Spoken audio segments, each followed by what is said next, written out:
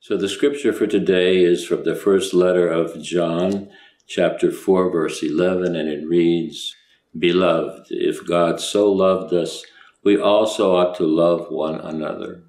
And the meditation is the following. A simple man, a Samaritan, was riding his donkey along a dusty road. Seeing a man in distress along the way, he dismounts, lifts him up, helps him as much as possible, and again continues on his way along the same dusty road. This is the kind of service which God's command bids us to render. This is what Christ stresses: to love always along our entire path, walking along big dusty roads and turning into small side paths.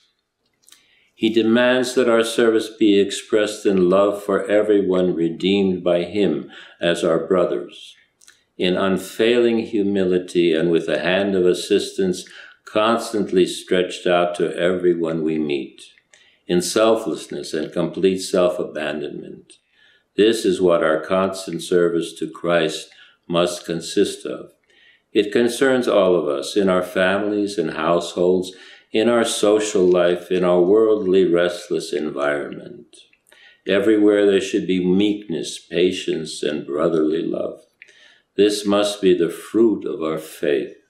We must bring this spirit into our prayers, both private and public.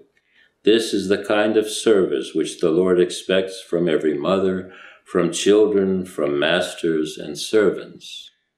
And this is true religion, the spirit of inviolable humility, the love which is expressed in gentle words, in a peaceful and calm manner, a love which fills the whole house and makes life easier and brings light and happiness to every heart, like the sun which peers into every corner of a humble dwelling in order to warm and illuminate it.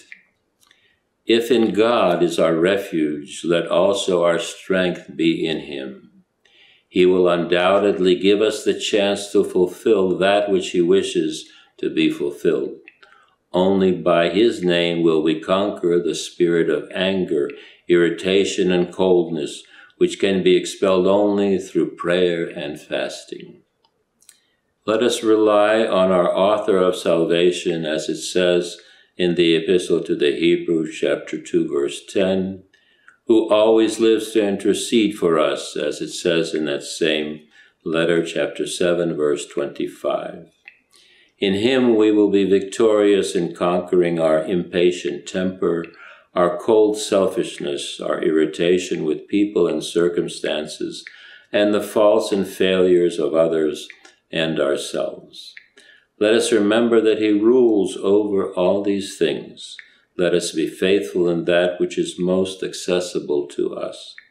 The first commandment is, love the Lord your God with your whole heart and your whole soul, as is indicated in the Gospel of Mark, chapter 12, verse 30, and also love your neighbor as yourself, as is indicated also in the Gospel of Mark, chapter 12, verse 31.